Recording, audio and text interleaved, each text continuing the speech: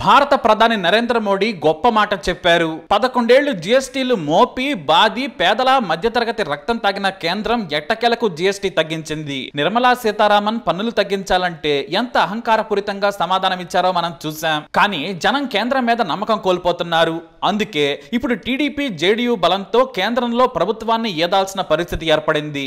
ఇలానే ఐసీయూలోని శవాలకు, రోగాలతో తెచ్చేవారి మందులు, గదులు, ట్రీట్మెంట్ మీద కూడా జీఎస్టీ విధిస్తే జనం భూస్థాపితం చేస్తారని భయపడ్డారు.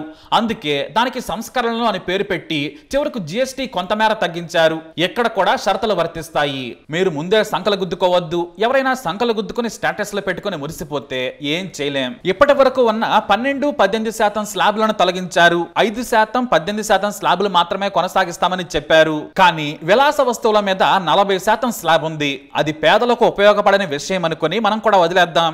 ఎందుకంటే ధనికుల మీద ఎంత ట్యాక్స్ బాధినా పర్వాలేదు. మరి జీఎస్టీ లేని వాటిని చూద్దాం. వ్యక్తిగత, జీవిత, టర్మ్ సహా అన్ని పాలసీల మీద ఇక 0 జీఎస్టీ. ఇప్పటి వరకు ఇన్సూరెన్స్ పాలసీల మీద 18% జీఎస్టీ కట్టించుకుని రక్తం తాగేశారు. మధ్య తరగతి జనం లక్షల్లో గత కొన్నేళ్లుగా ఒక్కో కుటుంబం పన్నే కట్టింది. దాన్ని ఇప్పుడు 0 చేశారు. కానీ ఇది పూర్తిగా తగ్గుతుందనుకోవద్దు. ఎందుకంటే ఇదే పన్ను స్లాబ్ లో బీమా కంపెనీలు ఇన్పుట్ ట్యాక్స్ క్రెడిట్ కావడం లేదని చెబుతున్నాయి. దీంతో చివరకు ఆఫీసు అద్దెలు, బీమాలు అందించే కస్టమర్ సర్వీసుల మీద కనీసం 18%లో 5% బాది, చివరకు 15% వరకు అందించొచ్చు. మరి టర్మ్ ఆ మాత్రం ఇచ్చినా బెటరే. ఇక పిల్లలు వాడుకునే పెన్సిళ్లు, నోట్ బుక్స్, చిన్న మ్యాప్స్, ఎక్సర్సైజ్ బుక్స్ పై 12% ఉండేది. చివరకు దీన్ని 0 చేశారు. షార్ప్నర్స్ మీద 5% పన్ను బాధేవారు. అది కూడా విమర్శలు రావడంతో 0 చేశారు. 18% నుంచి 5% జీఎస్టీకి వచ్చే వాటిలో సబ్బులు, టూత్ పేస్టులు, బ్రష్లు, షేవింగ్ క్రీములు, హెయిర్ ఆయిల్ ఉన్నాయి. బటర్, చీజ్, డైరీ పదార్థాలపై 12 నుంచి 5%కి తగ్గించారు. చిన్నపిల్లల ఫీడింగ్ కు వాడే ఫీడింగ్ బాటిల్స్, నాప్కిన్లు, డైపర్స్ మీద కూడా 12% నుంచి 5% పన్ను విధించనున్నారు. ఇక గతంలో ట్రాక్టర్ టైర్లు, వ్యవసాయ పనిముట్లను కూడా వదలలేదు. చివరకు వాటిని కూడా 18 నుండి 5%కి తగ్గించారు.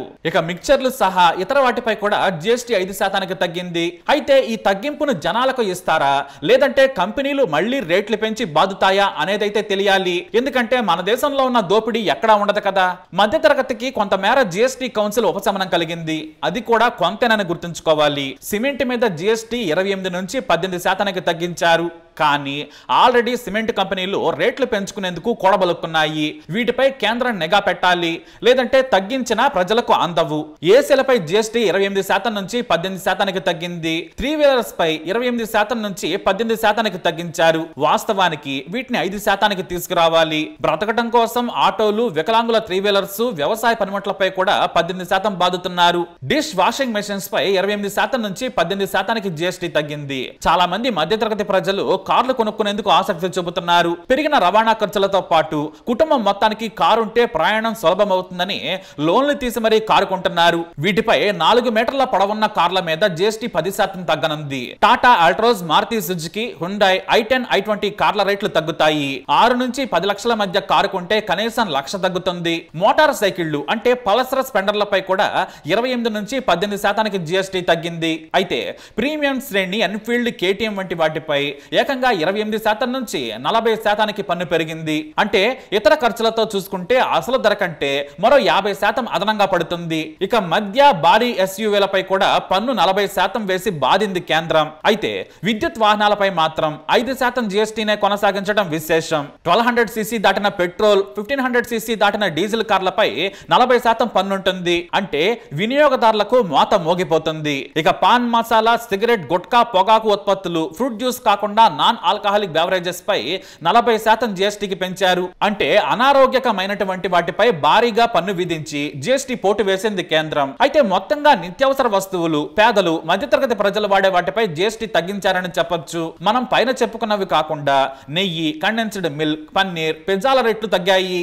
Jam, pulp, fruit juice, coconut water, flakes, milk, ice cream, pastries, drinking water bottles అన్ని కూడా 18% నుంచి 5% పరిధిలోకి వచ్చేసాయి. సైకిళ్లు, కిచెన్ వేర్, గొడుగులు, వంట పాత్రలు, ఫర్నిచర్, దువ్వెనలు అన్ని 12 నుంచి 5% జీఎస్టీ రేట్లోకి వచ్చేసాయి. షరతులతో కూడిన రేట్లతో ఫుట్వేర్, బట్టల మీద పన్ను తగ్గుతుంది. కానీ దాని ప్రైస్ 2500 దాటితే మాత్రం పాత రేట్ల మోతే ఉంటుందని గుర్తుంచుకోవాలి. అలాగే ఇతర సేవలు అందించే బార్బర్ షాపులు, యోగా, జిమ్ వంటి వాటిని కూడా 5% జీఎస్టీ పరిధిలోకి తీసుకొచ్చింది కౌన్సిల్. అయితే అత్యంత ఇష్టంగా తీసుకునే వాటిపై వేరే బాధుడు బాధింది కేంద్రం. కోక్, థమ్స్అప్ సహా అన్ని సాఫ్ట్ డ్రింక్స్ కి ఏకంగా 28 నుంచి 40కి బాదారు. ఎందుకంటే ఇవి అనారోగ్యమని చెబుతోంది కేంద్రం. ఇక కెఫెన్ ఉండే బెవరేజెస్ కూడా.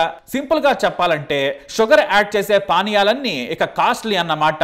అయితే 5% పరిధిలో ఉన్న వాటిలో కూడా కొన్నింటి ధరలు 2500 దాటిన వారికి పాత పన్ను విధానమే ఉంటుంది. కాబట్టి చూసి తీసుకోవాలి. ఉదాహరణకి బట్టలు, చెప్పులు ప్రీమియం బ్రాండ్స్ కి వెళితే పాత పన్ను బాధుడే ఉంటుంది. కాబట్టి ఇలా షరతులు కనిపించకుండా ఉంటాయి. కానీ చాలా వరకు రెగ్యులర్ గా వాడే నిత్యావసర వస్తువులకు ఉపశమనమే అని చెప్పొచ్చు. కానీ ఇలా తగ్గించడం ఇప్పుడు గొప్ప అంటే ఏమో. ఎందుకంటే రేట్లు పెంచి 10 ఏళ్ల తర్వాత తగ్గించడం గొప్ప కాదు. జనం నుంచి విమర్శలు, సోషల్ మీడియాలో ప్రశ్నలు సంధిస్తూ ఉండడంతో దిగిరాక తప్పలేదు. పైగా ఇది గొప్ప కార్యమన్నట్లుగా మాట్లాడుతున్నారు. చాలా మంది కేంద్ర మంత్రులు, బీజేపీ కార్యకర్తలు మంచి చెడు విశ్లేషించుకొని మాట్లాడకుండా గుడ్డిగా ఫాలో అయిపోతున్నారు. దాదాపుగా 10 ఏళ్లకు పైగా జీఎస్టీలు కడుతూ ఉన్నాం. ఆ పోయిన డబ్బు వెనక్కి వస్తుందా అంటే రాదు.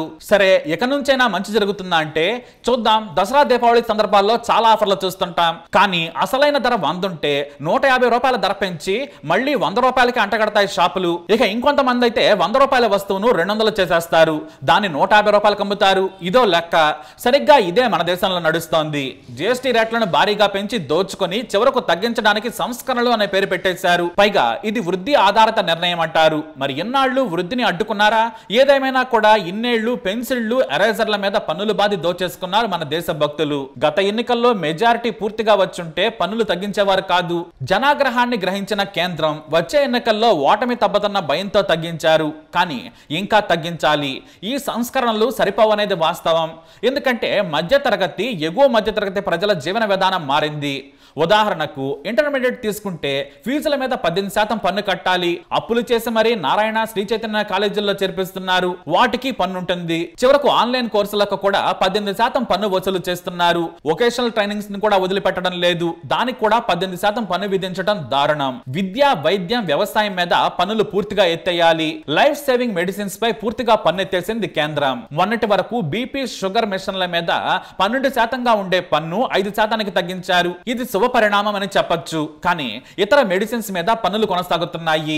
వాటి వివరాలను మాత్రం కేంద్రం చెప్పలేదు. కేవలం లైఫ్ సేవింగ్స్ డ్రగ్స్ మీద మాత్రమే పన్ను తగ్గింది. ఉదాహరణకి ప్రతి ఇంట్లో జెండు బాం ఖచ్చితంగా ఉంటుంది. పేదలైనా సరే వాడుతారు. దీని మీద 12% కొనసాగుతూ ఉంది. ఇలాంటి వాటి మీద పన్ను తగ్గించాలి. అయితే కామన్ గా వాడే మందులపై 5% పన్ను కొనసాగుతుందని కేంద్రం స్పష్టం చేసింది. ఇది కాస్త ఉపశమనం కలిగించేదే. కానీ ఇంకా తగ్గించాల్సిన వాటి మీద తగ్గిస్తే బాగుంటుందనేది వాస్తవం. ఏదేమైనా 10 ఏళ్ల నుండి భారీగా పన్నులు వసూలు చేశారు. ప్రస్తుతానికి ఇది మాత్రం పేద, మధ్యతరగతి ప్రజలకు కొంతమేర డబ్బు మిగిల్చే నిర్ణయం అనేది కూడా వాస్తవం. గుడ్డిలో మెల్ల మాదిరిగా మనం స్వాగతిద్దాం. మనం కూడా భారీ పన్నుల బాధుడును ఎప్పటికప్పుడు ప్రభుత్వాలను నిలదీయాలి. మరి మీరేమంటారు? మీ అభిప్రాయాన్ని కమెంట్ ద్వారా తెలియజేయండి. ఈ వీడియోపై అప్డేట్స్ కోసం మై ఛానల్ ఫాలో అవ్వండి. అలాగే తప్పకుండా సబ్స్క్రైబ్ చేసుకోండి.